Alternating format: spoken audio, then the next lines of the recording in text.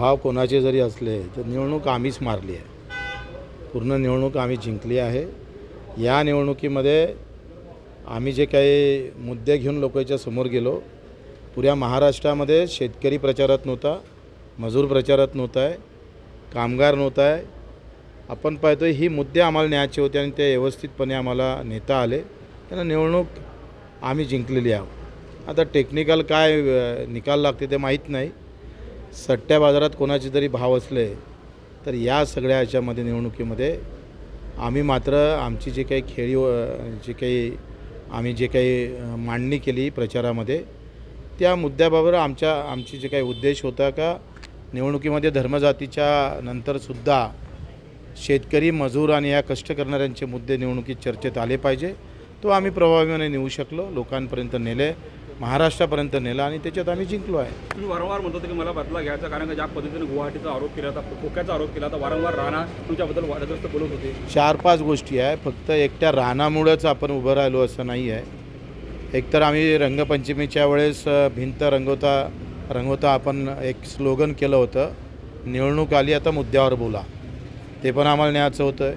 एकंदरीत अमरावती जिल्ह्यामध्ये आमची काय ताकद आहे, आम्ही कशा पद्धतीनं बाजी पलटू शकतो ते अजूनही मतपेटीत आहे, बंद आहे. आणि आज जरी बाजारात ते भाव असेल पण निकाल मात्र आमच्या बाजूनं लागेल याची आम्हाला खात्री आहे. म्हणून हे बाजारभाव जे आहे सट्ट्यातले हे सगळे विचारून आहे, मतपेटीतले नाही आहे. मतपेटीतले भाव आमचे राहील. ते त्या 4 तारीख ही प्रहारची राहणार आहे आणि ते जिंकणार भाऊ आम्ही. अडसूळसुद्धा काल म्हणला की नवनीत राणांचा पराभव होणार.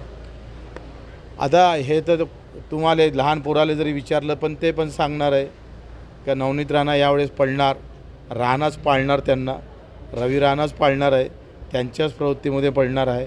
आणि हे काही सांगायची गरज नाही आहे.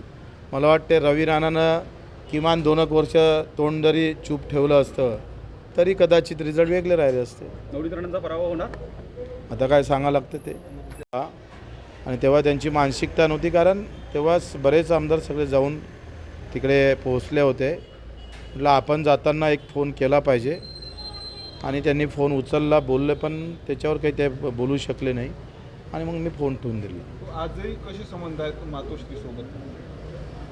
संबंध कसे आहे म्हणजे आमचे काही धुऱ्याचे भांडणं नाही आहे, घराचे भांडणं नाही आहे, राजकीय आहे. राजकारणात तुम्हाला माहीत आहे का या 5 वर्षात जर आपण पाहिलं तर एक कॉमन गोष्ट पाहिली, बाळासाहेब ठाकरेंचा फोटो सगळेच्या बॅनरवर होता. म्हणजे एक तुम्हाला मानावं लागेल का ते काँग्रेसच्या बॅनरवर बाळासाहेब होते, राष्ट्रवादीच्या बॅनरवर होते, दोनही राष्ट्र याच्यावर होते. राजकारणात कोणी कोणाचा दुश्मन नसते, भाऊ नसतं, सगळा सोयरा नसतं. हे कित्येक काळापासून छत्रपती शिवाजी महाराजांच्याच शहाजीराजांचे चुलत भाऊ आदिलशाहीसोबत लढत होते, त्यांच्यासोबत शहकटश करत होते. फार 300 त्याच्या अगोदर जर रामायण पाहिलं, महाभारत पाहिलं तर कोण कुठं आपण जर पाहिला तर राजकारण हा जनतेनं फार मनावर घ्यायची गोष्ट नाही आहे. जनतेनं मतदानाच्या वेळेस मनावर घेतलं पाहिजे. कोण कुठं बसलं याच्यासाठी, कोण आमच्यासाठी काय करतं हे डोक्यावर घेणं गरजेचं आहे. नेमकं जनता ते विसरतं आणि कोण कुठं बसलं एवढं डोक्यात ठेवतं. मला वाटते आपल्यासाठी कोण चांगलं आहे, आपल्यासाठी कोण चांगलं करू शकतं, काय केलं म्हणजे आम्हाला आमची परिस्थिती सुधारणार हे पाहणं महत्त्वाचं आहे. 4 तारखेनंतर काय परिस्थिती बदलू शकतं का राज्यातली, देशातली? कारण ज्या पद्धतीनं आता महाविकास आघाडीचं जागा वाढतील असं सांगितलं जातं सर्वेनुसार, त्यामुळं इकडले तिकडे होऊ शकतं काय? जर तर मध्ये बोलण्यात काही अर्थ नसते. पाऊस आला तर असतं तर आता काय झालं असतं, ऊन असती तर मग काय झालं असतं, याला काही अर्थ नाही आहे. हे तुमच्या सूत्राच्या बातम्यातून ह्या बातम्या देऊ शकता, आम्हाला द्यायची गरज नाही.